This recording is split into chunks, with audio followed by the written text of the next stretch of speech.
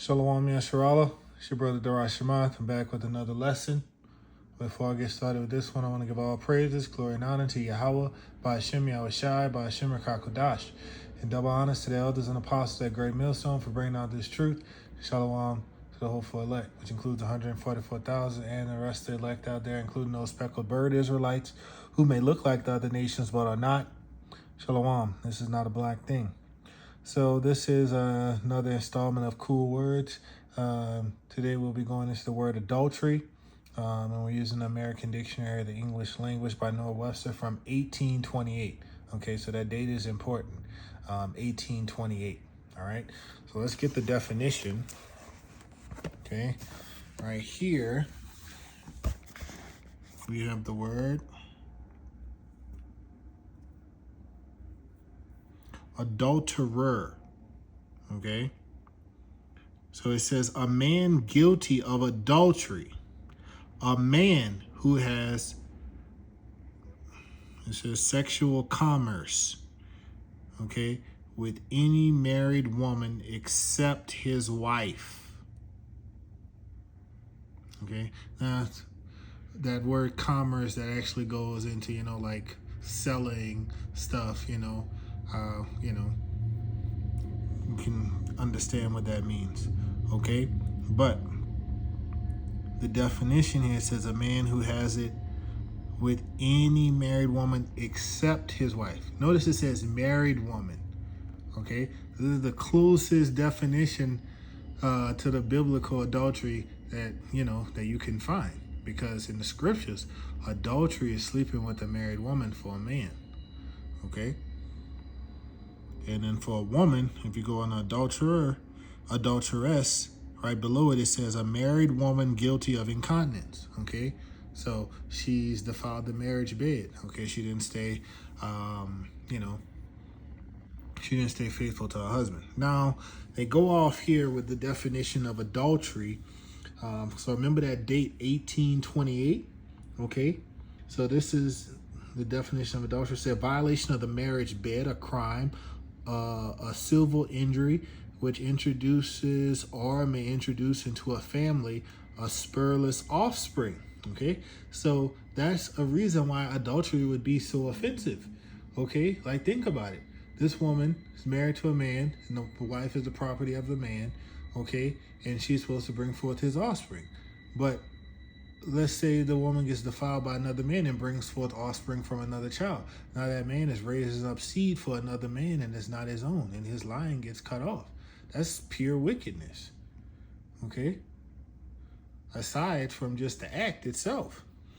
Now, here we go. It says, by the laws of Connecticut, the sexual intercourse of any man with a married woman is the crime of adultery, in both such intercourse of a married man with an unmarried woman is fornication in both.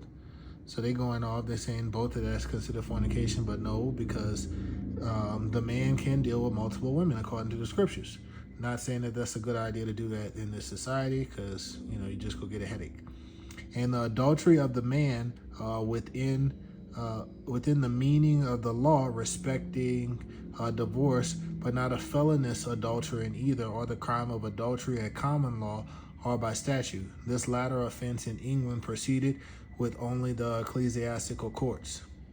In common uses, adultery means the unfaithfulness of any married person to the marriage bed. And here you go up here. Let's start it off with in England, Parliament grant absolute divorces for infidelity to the marriage bed in either party, and the spiritual courts divorce a messa et thoro.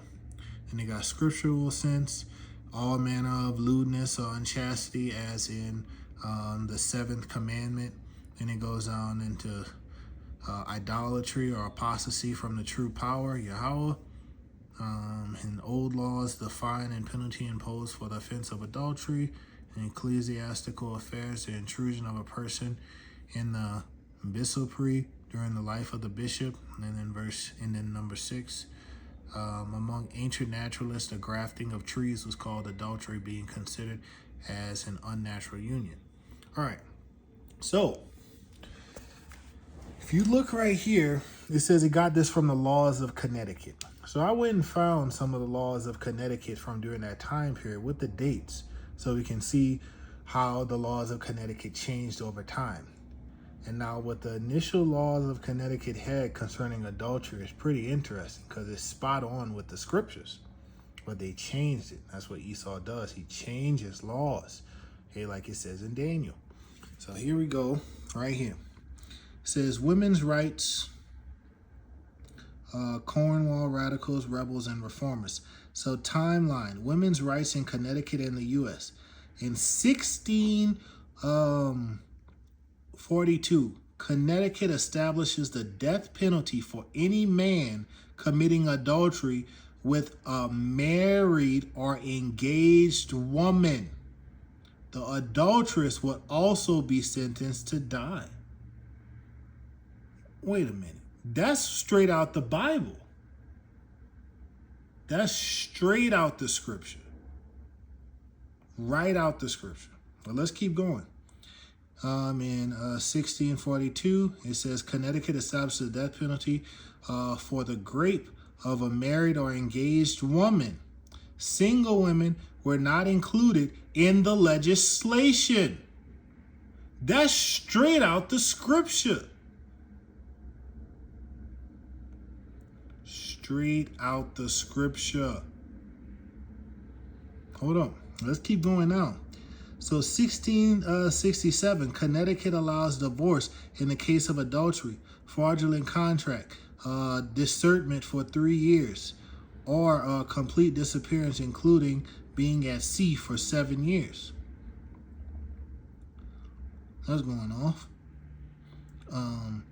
For a person being at sea for 7 years. So if your husband, went out on a mission and, took that long to come back, you just could get a divorce. That's messed up. You locked in for life. Verse 1672, Connecticut law establishes the death penalty for the rape of married women, provided the complaint and prosecution are made immediately. No punishment for raping unmarried women was specified. Okay, so you see things are starting to change here. They put in if the complaint was made immediately. In the scriptures, they talk about if she was in the city and she cried out, or if she was in the field, you can't really hear her and stuff like that. But the emphasis for this one is on the point of it's not specified about unmarried women, okay? And then we go later on in that year in 1672, Connecticut reduces the punishment for adultery from death to whipping. Adultery is defined as being committed by any man with a married or engaged woman. Single women are not mentioned. Okay, so they're still going on from the scripture. Okay, they're taking out the death penalty. That's what it was, but they still not including single married man with a single woman as adultery. Okay, so that change hadn't happened yet, at least by the laws of Connecticut. Okay.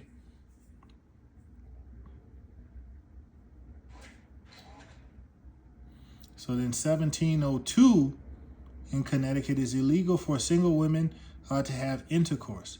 The punishment for the woman and the man was a fine or whipping at the discretion of the court. Okay, and so that's going off too, right there, because intercourse is marriage. All right, so that woman will be married with that man. Now hold on. This is a big controversial topic. 1717. Connecticut acts and laws state that men can be married at age 14 and women at age 12. Let me read that again. Connecticut acts and laws states that men can be married at age 14 and women at age 12. This was in 1717. This recent in history. But y'all got a problem when the true prophets of Yahweh Bashim Yahweh Shai tell you that back in the day, women used to get married off at a young age. Men could have too. It's this recent in our history that this was happening.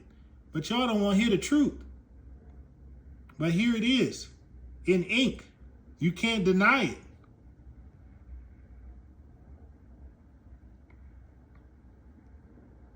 Okay, now let's keep reading.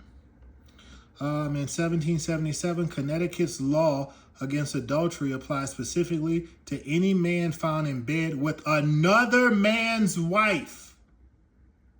The punishment of 30 lashes would be given to both the man and the woman unless it would establish that one of them had been surprised and did not consent, in which case the surprised person would not be punished. That would be grape. 1723, Connecticut enacts a law protecting the right of women to own land. Nope, that don't have anything to do with the topic. Let's keep going down.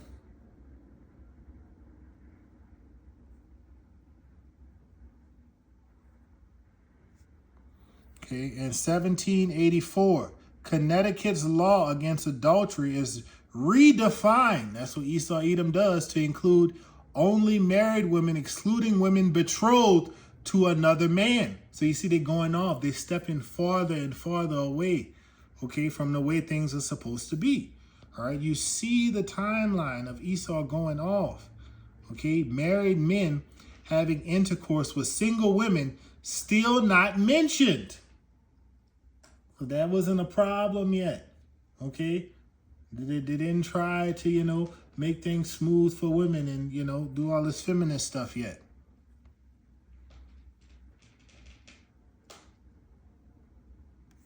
And then 1801, legal actions begun by single women in Connecticut are no longer automatically voided if they continue past the date on which she marries. Okay? So long as her husband takes her place in court. Okay.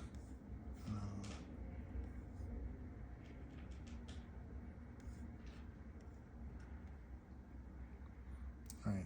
And then in 1808, Connecticut updates its law against grape to include all women, all girls and women, married or otherwise. The punishment for grape is death, so long as the complaint and prosecution are made immediately.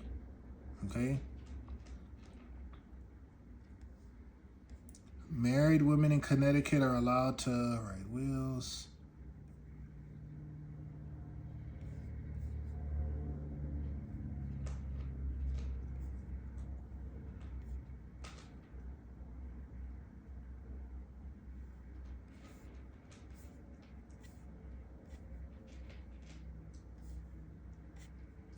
I'm just scrolling through so y'all can see everything, but we done basically got the meat of it. It's when women were allowed to vote. Susan B. Anthony, women's suffrage. All right, maybe I missed it, but I didn't see when it talked. Well, it did talk about all women in that one verse that I read, but not verse, but that line that I read, so y'all were able to see that. So I think we covered all the bases. Now let's go over here and get some scripture. So where are we? We should be in Deuteronomy. So this is Deuteronomy, the 22nd chapter. And it says, verse 22, if a man be found lying with a woman married to an husband, then they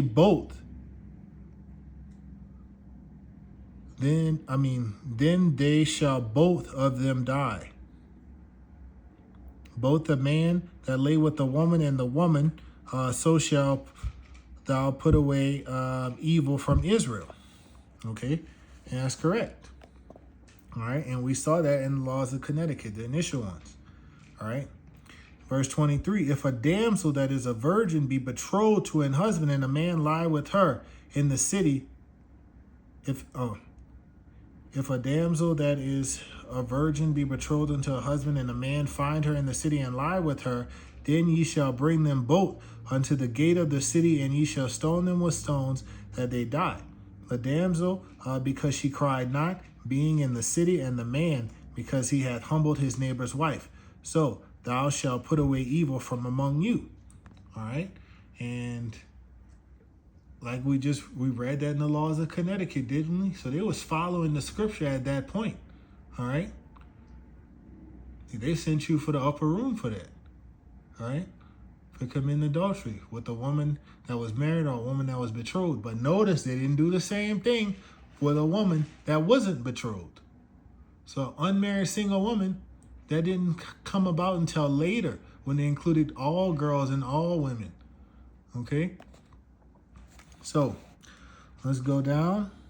Verse 25. And it says, but if a man find a betrothed damsel in the field, and the man force her and lie with her, then the man only that lie with her shall die.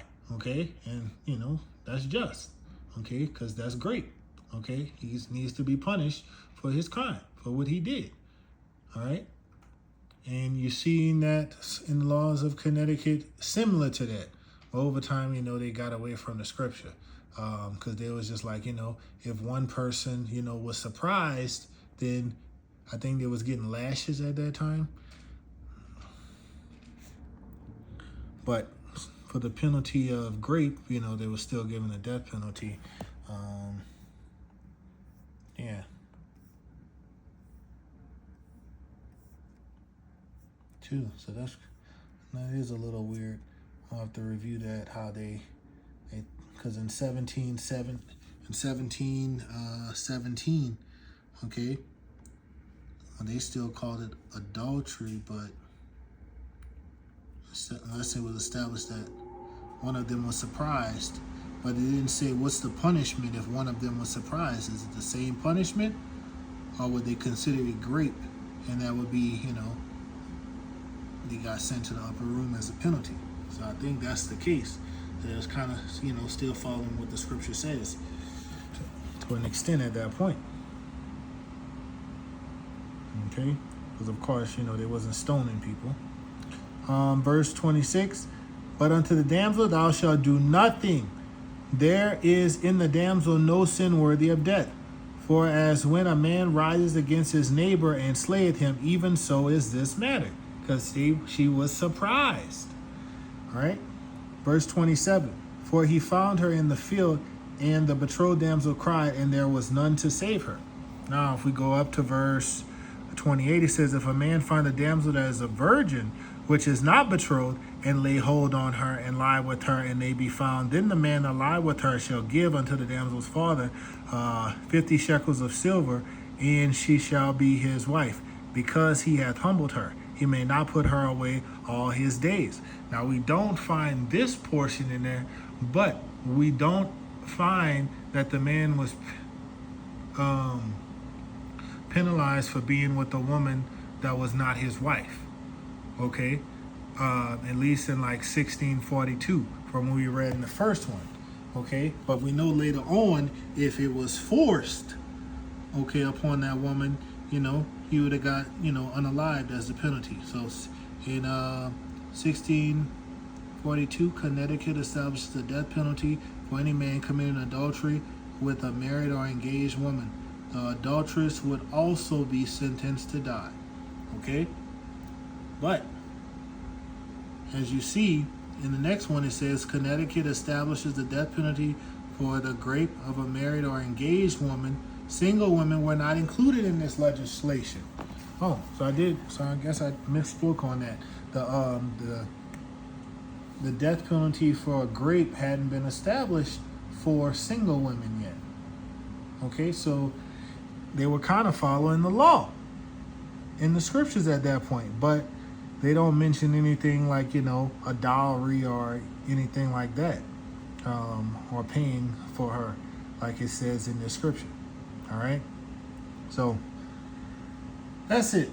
I hope this lesson was edifying, and I want to say shalom and call Halayim Lai Yahweh Ba'Hashem Yahushai Ba'Hashem Rakakodash.